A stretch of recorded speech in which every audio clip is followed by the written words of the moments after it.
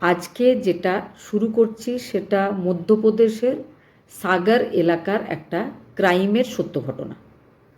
একজন doctor, famous doctor, বয়স ৩৮ বছর, নাম নীলেশ কুমার পটেল।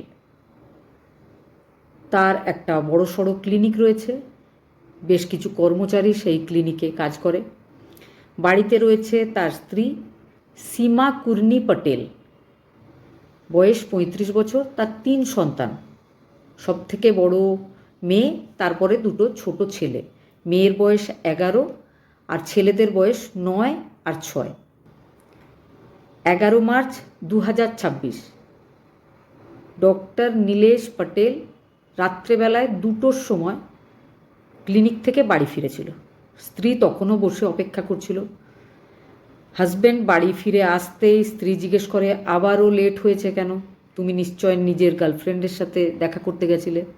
এই ব্যাপারটা নিয়ে দুজনের মধ্যে ঝগড়া শুরু হয়েছিল। ঝগড়াতে এতটাই রেগে গেছিল ডক্টর নীলেশ, সে নিজের স্ত্রীর গলাটা চেপে ধরে। স্ত্রী নিস্তেজ হয়ে মাটিতে পড়ে যায়।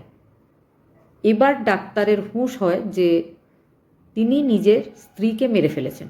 এবার বসে ভাবতে শুরু করেন যে কি করা যায়।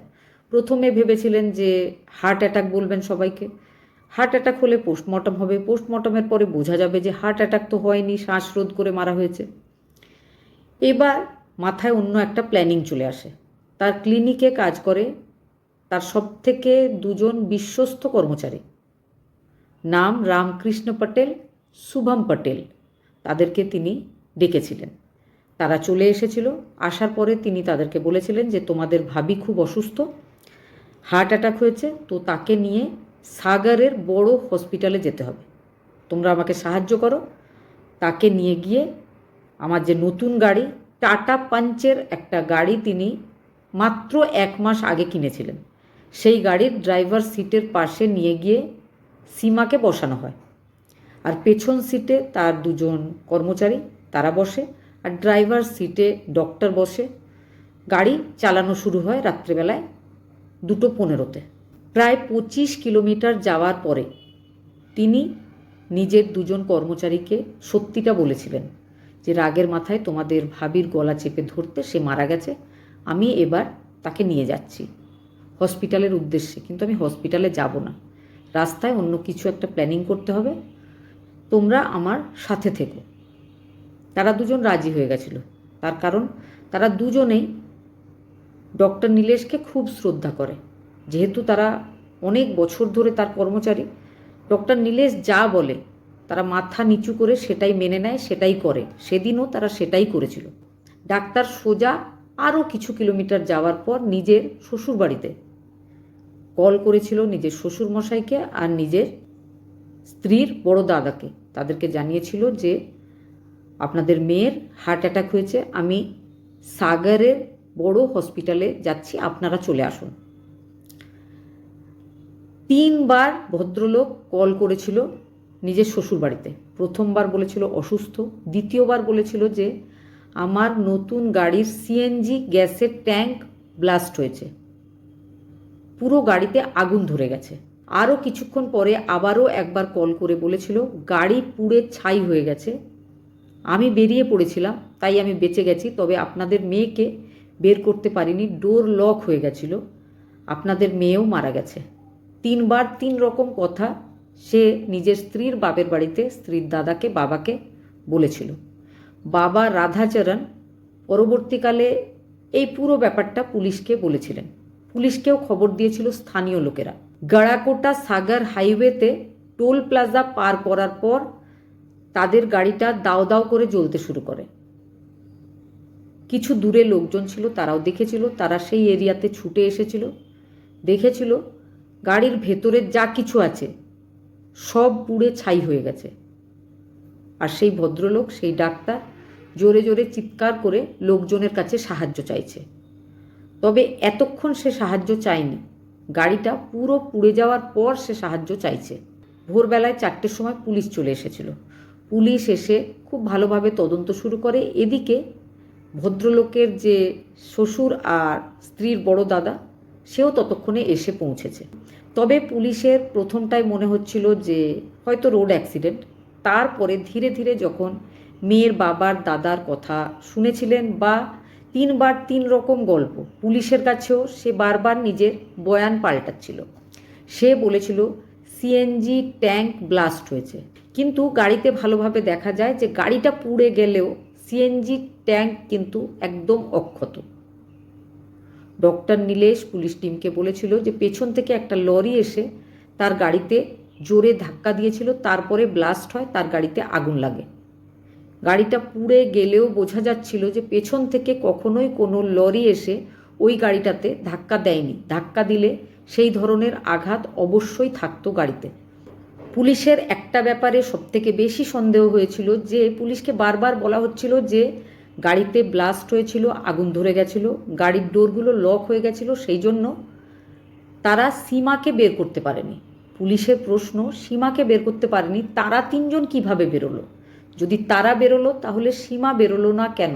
তারা যেভাবে বেরিয়েছে সেইভাবেই সীমাকে বের করা উচিত ছিল। একজন হাজব্যান্ডের উচিত ছিল স্ত্রীকে বাঁচাবার চেষ্টা করা, কিন্তু স্বামীর শরীর একদম অক্ষত, কোথাও কোনো চোট, পুড়ে যাওয়া ইত্যাদির কোনো চিহ্ন নেই। তবে স্ত্রী পুড়ে ছাই হয়ে গেছে, আর স্বামী দাঁড়িয়ে দাঁড়িয়ে সেই ছাই হওয়াটা দেখেছে, কারণ লোকজন বলেছে সে চিৎকারও করেনি প্রথম দিকে। প্রথমে যখন দাও দাও করে আগুন জ্বলছে, গাড়ি জ্বলে প্রায় শেষের দিকে, তখন সে চিৎকার করে লোকজনেদের কাছে হেল্প চেয়েছিল। পুলিশ আরও একটা ব্যাপার লক্ষ্য করেছিল, ওই গাড়ির থেকে কিছুটা দূরে 5 লিটারের পেট্রোলের একটা জার পুলিশ পেয়েছিল, আর গাড়ির থেকে একটু দূরেই বেশ কিছু দেশলাই কাঠি সেটাও পেয়েছিল। রাস্তার মাঝখানে হঠাৎ করে কেউ দেশলাইয়ের কাঠি ফেলবে কেন? এই ব্যাপারগুলো প্রমাণ করে দিয়েছিল যে নীলেশ কিছু না কিছু ঘটনা ঘটিয়েছে, যেটা সে পুলিশকে বলতে চাইছে না। নীলেশকে ভালোভাবে জিজ্ঞাসাবাদ হয়, তার বাড়িতে নিয়ে গিয়েও ব্যাপারটা রিক্রিয়েট করা হয়। একটা সময় নীলেশ মেনে নিয়েছিল, সে আগে যে ঘটনাটা বললাম সেটা বলেছিল, যে সে রাত্রেবেলায় দেরিতে ফিরে এসেছিল, স্ত্রীর সাথে তার তর্ক হয়েছিল, তারপরে সে রাগের মাথায় স্ত্রীর সাথে এই ঘটনা ঘটিয়েছে। তবে তার শ্বশুরবাড়ির লোকজন বলেছে যে না, সে প্ল্যান করে 1 মাস আগেই ওই গাড়িটাও কিনেছে। হঠাৎ করে রাগের মাথায় সে নিজের স্ত্রীকে মেরে ফেলেছে, এই ব্যাপারটা তারা বিশ্বাস করতে পারছে না। কারণ একজন মেয়ে, প্রতিবেশী একজন মেয়ে যার নাম লক্ষ্মী, বয়স 25 বছর, তার সঙ্গে তাদের জামাইয়ের বেশ লম্বা সময় ধরে একটা রিলেশন চলছে, যে ব্যাপারে তাদের মেয়ে তাদেরকে জানিয়েছিল। তাদের মেয়ে ফোনে সেই মেয়েটার ফটোও দেখেছিল। হাজব্যান্ডকে জিজ্ঞেস করতে হাজব্যান্ড রাগের মাথায় ফোনটা ভেঙেও ফেলেছিল। তখন থেকে তাদের মধ্যে অশান্তি চলছে। বেশিরভাগ গভীর রাত্রে ওই মেয়েটার সঙ্গে ডক্টর নীলেশ দেখা করতে যেত, যে ব্যাপারটার বিরোধিতা করত তার স্ত্রী, আর সেই জন্যেই দুজনের মধ্যে ঝামেলা। সেই মহিলা সবসময় নীলেশকে বলেছে যে তার স্ত্রী আছে, সে কিভাবে বিয়ে করবে। সেই জন্য নীলেশের মনে হয়েছে তার স্ত্রীকে যদি রাস্তা থেকে সরিয়ে দেওয়া হয় তাহলে তার দ্বিতীয় বিয়ের পথে আর কোনো বাধা থাকবে না। তাই সে খুব বুঝে সুঝে এই ঘটনা ঘটিয়েছে। আরও একটা ব্যাপার, সে কারে গিয়ে যদি স্ত্রীকে মেরে ফেলে পুড়িয়ে, তাহলে কিন্তু পোস্টমর্টমের জন্য বডিটাই থাকবে না, পুলিশ কোনো প্রমাণ জোগাড় করতে পারবে না। সেটাই সে করেও ফেলেছিল। তবে যে ভদ্রমহিলা মারা গেছে তার থাইয়ের কিছুটা মাংস আর কিছুটা হাড় অবশিষ্ট ছিল, বাকি পুরো শরীরটা পুড়ে ছাই হয়ে গেছিল। সেই ছাইটাকেই পুলিশ টিম কালেক্ট করে ফরেন্সিক ল্যাবে পাঠিয়েছিল টেস্টের জন্য। নীলেশ কিন্তু নিজের স্ত্রীর সাথে এই ঘটনা ঘটাবার সময় মনে মনে খুব খুশি ছিল, কারণ গাড়ি ইন্স্যুরেন্সের পুরো টাকাটা সে পেয়ে যাবে, আর স্ত্রীরও মোটা অঙ্কের লাইফ ইন্স্যুরেন্স করা আছে, সেটাও সে পেয়ে যাবে। আবার লক্ষ্মীর সাথে সে বিয়েও করতে পারবে। এর থেকে ভালো তার জীবনে আর কিছুই হতে পারে না। তাই জন্য সে খুব খুশিতেই ছিল। কিন্তু পুলিশ তার মিথ্যাগুলো ধরে ফেলেছে, তাকে অ্যারেস্ট করেছে, সঙ্গে অ্যারেস্ট হয়েছে তার 2জন কর্মচারী। এখন তারা 3জনেই পুলিশ কাস্টাডিতে রয়েছে, তাদের আরও জিজ্ঞাসাবাদ চলছে।